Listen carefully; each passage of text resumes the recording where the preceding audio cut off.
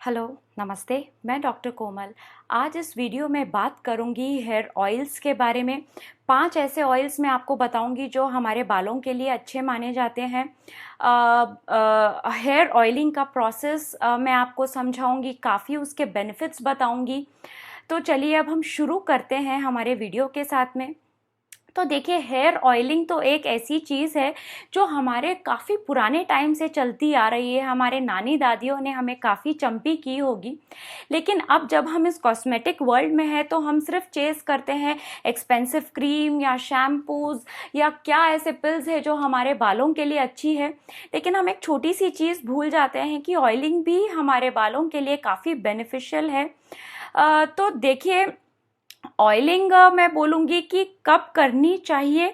तो देखिए, ऑयलिंग के कुछ बेनिफिट्स मैं बोलूँगी कि आपके बालों को नरिश्ड रखता है, आपके हेयर हेल्थ को बूस्ट करता है, आपके बालों में लस्टर और शाइन लेके आता है। जो ड्राई और डैमेज्ड हेयर है उसमें भी ऑयलिंग काफ़ी हद तक हेल्प करता है। जो बाल डैमेज हो गए हैं केमिकल प्रोसेस से या फिर स्विमिंग से, या कुछ ऐसे हाईली प्रोसेस्ड जो चीज़ें हम स्ट्रेटनिंग है, काफ़ी हीट से जो हमारे बाल डैमेज्ड है उसमें ऑयलिंग हेल्प करता है। डैंड्रफ को फाइट करने में ऑयलिंग हेल्प करता है। ऑयल्स में काफ़ी ऐसे मिनरल्स पाए जाते हैं जो हमारी हेयर हेल्थ के लिए बहुत इम्पॉर्टेंट है। इसके मसाज से क्या होता है, जो बालों में डेड स्किन होती है, हमारे स्काल्प में जो डेड स्किन होती है वो काफ़ी हद तक निकल जाती है। अ, जो बाल मैं बोलूँगी, हमारे बाल 3 लेयर से बने हैं। तो आउटर लेयर जब हमारे बालों का डैमेज हो जाता है तो वो हम कुछ हद तक ऑयलिंग से रिपेयर कर सकते हैं। जिन्हें हेयर लाइस की प्रॉब्लम है वो भी मैं बोलूँगी कि हेयर ऑयल से ठीक किया जा सकता है। तो देखिए, हेयर फॉल में भी काफ़ी हद तक फ़र्क पड़ता है ऑयलिंग से। अगर आप राइट प्रोसेस से हेयर ऑयलिंग कर रहे हैं तो ये कुछ थे हेयर ऑयल के बेनिफिट्स। अब मैं आप लोगों को बताती हूँ कि ऑयलिंग कब नहीं करनी चाहिए। तो देखिए, हमारे बाल, हमारे स्काल्प में नेचुरली ऑयल प्रोड्यूस होता है। तो जब हमें ऐसा लगता है कि हमारे बाल पहले से ऑयली दिख रहे हैं तो हमें ऑयल लगाने की ज़रूरत नहीं है। जब आप डायरेक्टली शैम्पू कर सकते हैं, नहीं तो मैं ये बोलूँगी वंस इन अ वीक तो आप ऑयलिंग करिए अपने बालों को। अगर आपके बाल काफ़ी हद तक ड्राई हैं तो आप ऑयलिंग 2-3 बार भी हफ्ते में कर सकते हैं। तो अब मैं शुरू करूँगी मेरे 5 ऑयल्स के साथ में। तो पहला जो ऑयल है मेरे इस कैटेगरी में आता है वो है कोकोनट ऑयल। कोकोनट ऑयल तो एक वर्सटाइल ऑयल है जो छोटे बच्चे, न्यूबॉर्न बेबीज में भी यूज़ कर सकते हैं हम। उनके जो क्रेडल कैप का जो इशू रहता है वो कोकोनट ऑयल से हम सॉल्व कर सकते हैं। कोकोनट ऑयल रिच होता है विटामिन ई, फैटी एसिड्स में और ओमेगा 3 में। तो देखिए, कोकोनट ऑयल मैं बोलूँगी कर्ली हेयर के लिए, ड्राई हेयर के लिए, फ्रिजी हेयर के लिए कोकोनट ऑयल यूज़ किया जा सकता है। जिन्हें डैंड्रफ की प्रॉब्लम है उनके लिए कोकोनट ऑयल बहुत बेनिफिशियल है। या फिर आप देखिए, जिनके बाल कलरिंग या स्टाइलिंग से डैमेज हो गए हैं उनके लिए भी मैं बोलूँगी कोकोनट ऑयल बहुत बेनिफिशियल है। अभी रिसेंट रिसर्चर्स में भी ये पाया गया है कि जो जो प्रोटीन जिस बालों से कम हो गया है उनके लिए कोकोनट ऑयल बहुत बेनिफिशियल है वो चीज़ को दोबारा एक्सट्रैक्ट करने में। अब मैं बात करती हूँ कि इसको आप कैसे लगाएं। तो देखिए, कोकोनट ऑयल आप क्या कर सकते हैं, थोड़ा सा ल्यूक वार्म कीजिए। इससे क्या होता है, इसमें जो मिनरल्स होते हैं वो एनहांस हो जाते हैं और जो हमारा बाहरी हिस्सा है या outer part of the hair है या आउटर मैं बोलूँगी जो बालों का हिस्सा है, वो क्या होता है जब हम ऑयल को हीट करते हैं तो वो जो बाहर बाहर का जो हिस्सा डैमेज्ड है उसे रिपेयर करके हमारी रूट्स तक पहुँचता है। तो ये हो गया ऑयल को हीट करने का बेनिफिट। तो आप इसे हीट करके अपनी स्काल्प पे अच्छे से मसाज कीजिए और फिर बाकी आप अपने शाफ्ट पे लगा लीजिए और इसे आधे 1 घंटे के लिए रख के आप इसे वॉश कर सकते हैं। अब मैं बात करती हूँ मेरे दूसरे ऑयल के बारे में, वो है ऑलिव ऑयल। तो देखिए ऑलिव ऑयल भी, coconut oil and olive oil दोनों ही न्यूबॉर्न और आपके किड्स के लिए सेफ है यूज़ करने में, और काफ़ी हद तक बेनिफिशियल भी पाया गया है। क्रेडल कैप की जिन न्यूबॉर्न बेबी को प्रॉब्लम होती है उसके लिए कोकोनट ऑयल और ऑलिव ऑयल दोनों ही बेनिफिशियल है, हेल्प करेगा उसके अंदर। तो जो ऑलिव ऑयल है वो रिच है विटामिन ई में, फैटी एसिड्स में और ओलिक एसिड में। ऑलिव ऑयल आपके जिनके बाल थिक है, ड्राई है, फ्रिजी है, जो ब्लीच्ड है जिनके बाल, उनके लिए ऑलिव ऑयल काफ़ी हद तक बेनिफिशियल है। जिनके बाल हाईली प्रोसेस्ड केमिकल से गुजरे हैं उनके लिए ऑलिव ऑयल बहुत बेनिफिशियल होगा। जिनके बालों में स्प्लिट एंड्स है उनके लिए भी ऑलिव ऑयल बहुत अच्छा काम करता है। अब मैं आपको बता देती हूँ कि ऑलिव ऑयल कैसे इस्तेमाल करें। तो देखिए ऑलिव ऑयल क्या करें, आपके जो बालों की नीचे की 2 इंच तक की जो स्पेस है, आप ऑलिव ऑयल अपने स्काल्प पे लगाने के बाद में जो लास्ट 2 इंचेस है आपके बालों के जो शाफ्ट के हैं, उसके लास्ट 2 इंचेस पे आप ऑलिव ऑयल लगाइए, ल्यूक वार्म करके लगाइए। उसके बाद में आप इसे 1 घंटे रख करके और आपके कोई भी फेवरेट शैम्पू या कंडीशनर से आप इसे वॉश कर लीजिए। अब मैं बात करती हूँ मेरे तीसरे ऑयल के बारे में, वो है आर्गन ऑयल। तो देखिए आर्गन ऑयल तो एक लिक्विड गोल्ड माना जाता है। आजकल तो कई सारे प्रोडक्ट्स ऐसे आए हैं, शैम्पूज है, कंडीशनर्स है, जिनमें आर्गन ऑयल पाया जाता है। तो आर्गन ऑयल की कुछ ही ज़्यादा क्वांटिटी से यूज़ करने की ज़रूरत नहीं है। आर्गन ऑयल रिच है विटामिन ई में, फैटी एसिड्स में, एंटीऑक्सीडेंट्स में।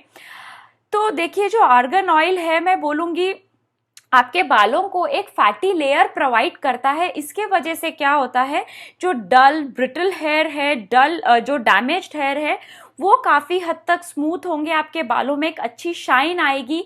ये ऑयल एंटी इन्फ्लेमेटरी है, एंटी फंगल है, इसमें लिनोलिक एसिड पाया जाता है।